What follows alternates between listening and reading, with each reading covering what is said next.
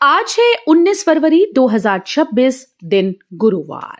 Welcome back to Clean News MP. चलिए देखते हैं मध्य प्रदेश की 25 फटाफट बड़ी खबरों को। इससे पहले आप न्यूज को कहां से देख रहे हैं हमें कमेंट में बताना बिल्कुल ना भूलें। साथ ही हमारे फेसबुक पेज को भी फॉलो करें। फेसबुक पेज का लिंक डिस्क्रिप्शन में दिया गया है। एमपी बजट 2026 15,000 शिक्षकों की भर्ती और 294 नए स्कूल। मध्य प्रदेश में वित्त वर्ष 2026-27 का बजट पेश किया गया। वित्त मंत्री डॉक्टर मोहन यादव ने शिक्षा विभाग को लेकर कई बड़ी घोषणाएं की। प्रदेश में 294 नए सांदीपनी स्कूल खोले जाएंगे और 15,000 शिक्षकों की भर्ती प्रस्तावित है। इसके अलावा एसटी वर्ग के शैक्षणिक संस्थानों में 4,000 से अधिक शिक्षकों की भर्ती प्रक्रिया जारी है। छात्रवृत्ति के लिए 986 करोड़ रुपए और प्रधानमंत्री श्री योजना के लिए 530 करोड़ रुपए का प्रावधान है। एमपी में पेट्रोल डीजल टैक्स पर बड़ा बयान। वित्त मंत्री ने कहा जीएसटी काउंसिल तय करेगी। मध्य प्रदेश के उप मुख्यमंत्री और वित्त मंत्री जगदीश देवड़ा ने पेट्रोल डीजल पर टैक्स कम करने को लेकर बड़ा बयान दिया। उन्होंने कहा कि यह निर्णय जीएसटी काउंसिल का विषय है। विधानसभा में बजट पेश करने के बाद मीडिया से मुखातिब हुए वित्त मंत्री ने अगले वित्त वर्ष के बजट का प्रेजेंटेशन वित्त विभाग के अपर मुख्य सचिव मनीष रस्तोगी और वरिष्ठ अफसरों के साथ दिया। बालाघाट के 36 हाजियों को हेल्थ कार्ड। हज यात्रा से पहले विशेष जांच शिविर।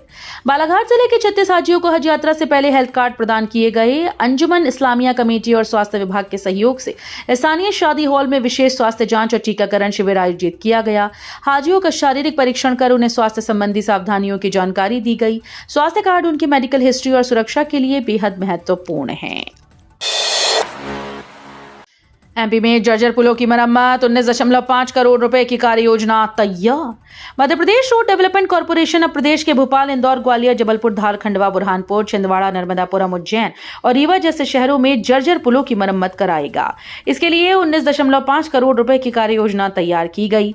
टेंडर प्रक्रिया शुरू हो चुकी है। पहले खराब पुलों का सर्वे किया गया था और अब अधिकारियों का पूरा ध्यान वर्षा के मौसम से पहले कार्य पूरा कराने पर है।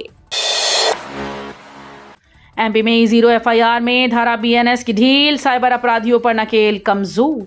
मध्य प्रदेश में साइबर अपराधियों पर कड़ा नियंत्रण लाने के लिए दिसंबर 2025 से शुरू की गई E0 एफआईआर व्यवस्था में बड़ी चूक सामने आई। ग्वालियर समेत पूरे प्रदेश में थानों में दर्ज मुकदमों में आईटी एक्ट की धारा 66D न लगाकर केवल धोखाधड़ी की धाराएं लगाई जा रही हैं, जबकि क्राइम ब्रांच में बीएनएस धाराओं के साथ ही आईटी एक्ट लगाया जाता है।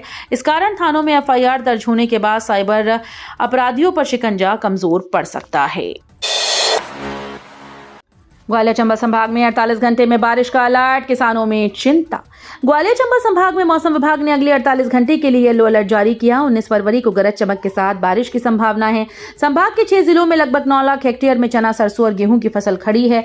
5 लाख किसान फसल की अच्छी पैदावार की उम्मीद लगाए बैठे हैं। विशेषज्ञों के मुताबिक तेज हवा या ओलावृष्टि फसल को नुकसान पहुंचा सकती है।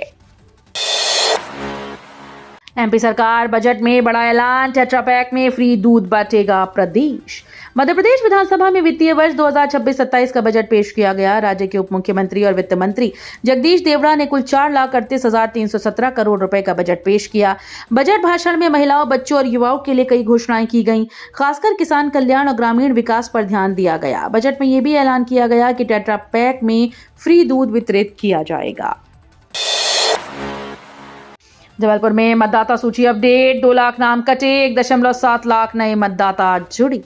जबलपुर जिले में मतदाता सूची अपडेट अभियान के तहत लगभग 3 माह तक नाम जोड़ने और हटाने का काम चला।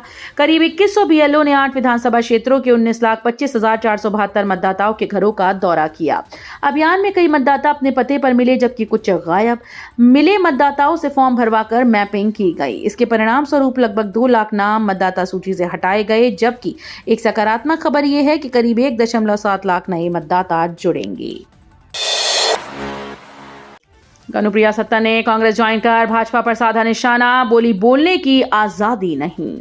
भाजपा के वरिष्ठ नेता सत्यनारायण सत्तन की बेटी कनुप्रिया सत्तन ने मंगलवार को कांग्रेस ज्वाइन कर राजनीतिक गलियारों में हलचल मचा दी। उन्होंने भाजपा में अभिव्यक्ति की आजादी न होने का आरोप लगाया। ईटीवी भारत से बातचीत में कनुप्रिया ने कहा कि देश की जनता परेशान है, फिर भी अगर लोग भाजपा को वोट दे रहे हैं तो ये समझना जरूरी है कि क्या ये सही में जनता की पसंद है या कुछ और मामला है। ग्वालियर के कुलैत में राज्य स्तरीय किसान सम्मेलन, सीएम मोहन यादव ने 88 करोड़ के कार्यों का किया लोकार्पण।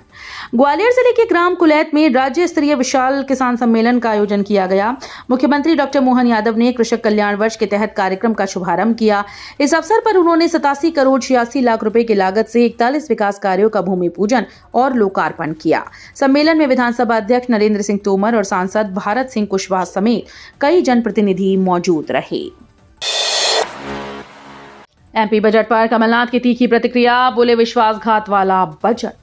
पूर्व मुख्यमंत्री और कांग्रेस नेता कमलनाथ ने मध्य प्रदेश बजट पर तीखी प्रतिक्रिया दी। उन्होंने इसे विश्वासघात वाला बजट करार दिया और कहा कि चुनावी वादे जैसे धान 2700, गेहूं 2700, लाडली बहना योजना, सस्ती गैस सिलेंडर जैसे मुद्दे बजट में नहीं हैं।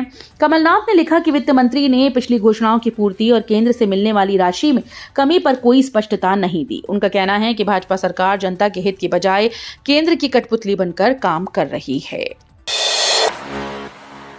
सतना में आदिवासियों की 3.5 हेक्टेयर जमीन हड़पी, पटवारी समेत 9 पर एफआईआर। सतना के महर जिले में आदिवासी परिवार की 3.5 हेक्टेयर भूमि फर्जी दस्तावेजों के जरिए हड़पने का मामला सामने आया। आरोप है कि जमीन को बाद में निजी कंपनी अल्ट्राटेक सीमेंट प्लांट सरला नगर को 2.5 करोड़ रुपए में बेचा गया। आर्थिक अपराध प्रकोष्ठ रीवा ने इस सनसनीखेज मामले में पटवारी समेत 9 लोगों के खिलाफ एफआईआर दर्ज कर विवेचना शुरू कर दी है। ये कार्रवाई आदिवासियों की जमीन के अवैध कब्जे और फर्जीवाड़ा रोकने की दिशा में महत्वपूर्ण कदम मानी जा रही है। नीमच में दिव्यांग बच्चों को मिला ट्राइसाइकिल और व्हील चेयर, खुशी से झूम उठे। नीमच में शासकीय बालक उच्चतर माध्यमिक विद्यालय क्रमांक 2 में जनपद शिक्षा केंद्र के द्वारा आयोजित विशेष शिविर में दिव्यांग बच्चों को सहायक उपकरण वितरित किए गए। जिला पंचायत अध्यक्ष सज्जन सिंह चौहान और नगर पालिका अध्यक्ष स्वाति चोपड़ा ने दीप प्रज्वलित कर कार्यक्रम का शुभारंभ किया। बच्चों को उनकी शारीरिक जरूरत के अनुसार ट्राइसाइकिल, व्हील चेयर, कान की मशीन और अन्य सहायक सामग्री दी गई। उपकरण मिलने के बाद बच्चों के चेहरे पर खुशी और आत्मविश्वास दिखाई दिया। नर्मदापुरम इटारसी में बिगड़ी कानून और यातायात व्यवस्था, कांग्रेस ने उठाई आवाज। नर्मदापुरम और इटारसी में बिगड़ी कानून और यातायात व्यवस्था के खिलाफ कांग्रेस ने आवाज उठाई। जिला अध्यक्ष शिवकांत पांडे ने एसपी साई कृष्णा थोटा को ज्ञापन सौंपते हुए बताया कि शहरों में बेतरतीब गाड़ियां खड़ी रहती हैं, तेज रफ्तार वाहन स्टंट करते हैं और यातायात पुलिस केवल चालानी कार्रवाई करती है। इटारसी के कुछ ढाबों पर खुलेआम शराब परोसने की शिकायत भी की गई। 15 मार्च को ग्वालियर हाईकोर्ट में 1 लाख लोग जुटेंगे, आजाद समाज पार्टी का ऐलान। आजाद समाज पार्टी के राष्ट्रीय सदस्य दामोदर यादव ने शिवपुरी में संकल्प यात्रा के दौरान ऐलान किया कि 15 मार्च को ग्वालियर हाईकोर्ट में 1 लाख लोग बाबा साहब डॉक्टर भीमराव अंबेडकर की प्रतिमा स्थापित करेंगे। पदयात्रा 11 मार्च से दतिया से शुरू होगी और प्रतिदिन 15 किलोमीटर तय कर 15 मार्च को ग्वालियर पहुंचेगी। यादव ने जोर देकर कहा कि मूर्ति स्थापना उनका संवैधानिक अधिकार है। जनसभा में उन्होंने पंडित धीरेन्द्र कृष्ण शास्त्री और प्रदीप मिश्रा पर भी तीखा निशाना साधा। हरदा में महापर्व 100 साल पुराने मंदिर का जीर्णोद्धार और राधा कृष्ण की प्राण प्रतिष्ठा।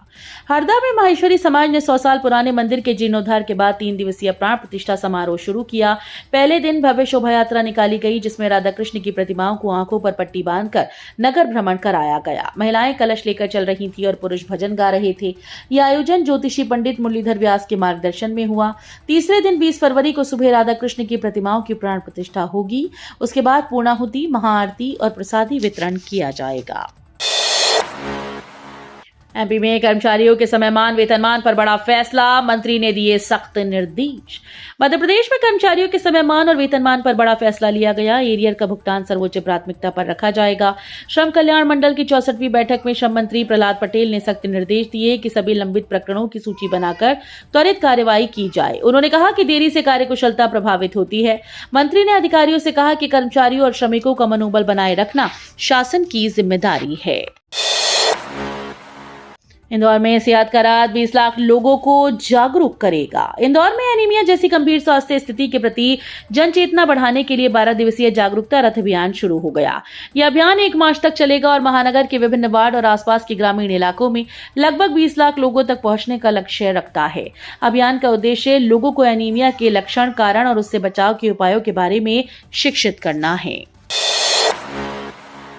गौशाला विवाद का मामला अब इंदौर हाईकोर्ट बेंच में सुना जाएगा। हाईकोर्ट के मुख्य न्यायाधीश संजीव सचदेवा और न्यायमूर्ति विनय सराफ की युगलपीठ ने धार स्थित बहुचर्चित गौशाला विवाद का मामला इंदौर बेंच को भेज दिया। कोर्ट ने स्पष्ट किया कि स्ट्रक्चर इंदौर बेंच के क्षेत्राधिकार में आता है। सभी रिकॉर्ड और दस्तावेज इंदौर बेंच को भेजे जाएंगे। एएसआई की सीलबंद रिपोर्ट की प्रति सभी पक्षों को देने का निर्णय भी इंदौर बेंच करेगी।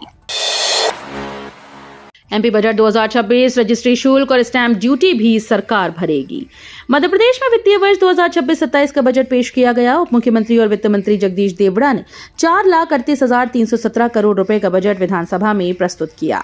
राज्य अब रोलिंग बजट प्रस्तुत करने वाला देश का पहला राज्य बन गया है। इस बार बजट में कोई नया कर नहीं लगाया गया। मुख्यमंत्री डॉक्टर मोहन यादव ने इसे समृद्ध और संपन्न मध्य प्रदेश का सपना पूरा करने वाला बताया। पन्ना में पहली बार होगी संयुक्त हीरा नीलामी, 3 साल बाद चमकेगा कारोबार। पन्ना में पहली बार मझगवा हीरा परियोजना और उतली खदानों के हीरों की संयुक्त नीलामी होगी। ये बहुप्रतीक्षित नीलामी 15 से 30 मार्च के बीच नवनिर्मित हीरा कार्यालय परिसर में आयोजित की जाएगी। राष्ट्रीय खनिज विकास निगम की हीरा खदान देश की एकमात्र मशीनीकृत हीरा खदान है जिसमें अत्याधुनिक अयस्क प्रसंस्करण संयंत्र हैं। नीलामी के लिए कार्यालय हॉल को एसी सहित सभी व्यवस्थाओं के साथ तैयार किया जा रहा है।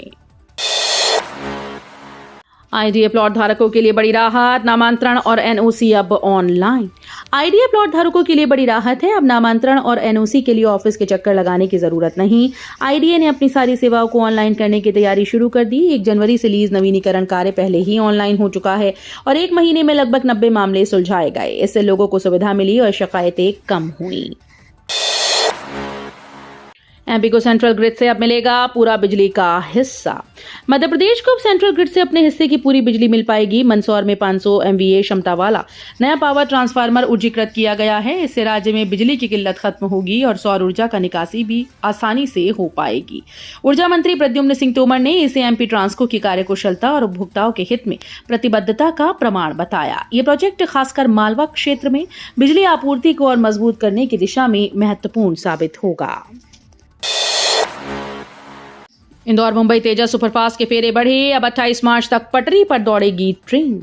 यात्रियों की मांग और सुविधा को ध्यान में रखकर मुंबई सेंट्रल से इंदौर के मध्य चलने वाली मुंबई सेंट्रल इंदौर तेजस सुपरफास्ट स्पेशल ट्रेन के फेरे पुनः विस्तारित की जा रही है। पश्चिम रेलवे रतलाम मंडल के जनसंपर्क अधिकारी मुकेश कुमार के अनुसार मुंबई सेंट्रल इंदौर तेजस स्पेशल, जिसका अंतिम फेरा 27 फरवरी तक निर्धारित है, 27 मार्च तक मुंबई सेंट्रल से चलेगी। इस प्रकार इंदौर मुंबई सेंट्रल तेजस स्पेशल, जिसका अंतिम फेरा 28 फरवरी निर्धारित है, 28 मार्च 2026 तक इंदौर से चलेगी। सिंगल्स 2028 के लिए मध्य प्रदेश सरकार ने खोला खजाना। इंदौर उज्जैन के बीच बिछेगा सड़कों का जाल। 2028 में होने वाले सिंघस के लिए सरकार ने तैयारियां शुरू कर दी हैं। सिंघस के लिए 13,851 करोड़ रुपए के कार्य स्वीकृत किए गए। इसमें इंदौर उज्जैन सड़क को 6 लेन बनाने के लिए 1164 करोड़ और इंदौर उज्जैन ग्रीनफील्ड सड़क के लिए 1370 करोड़ रुपए की स्वीकृति शामिल है। इन दोनों सड़कों का कार्य सिंघस से पहले पूरा हो जाएगा। तो ये थी आज की 25 फटाफट बड़ी खबरें। अगर आपको न्यूज पसंद आई हो तो वीडियो को लाइक और शेयर जरूर करें। धन्यवाद।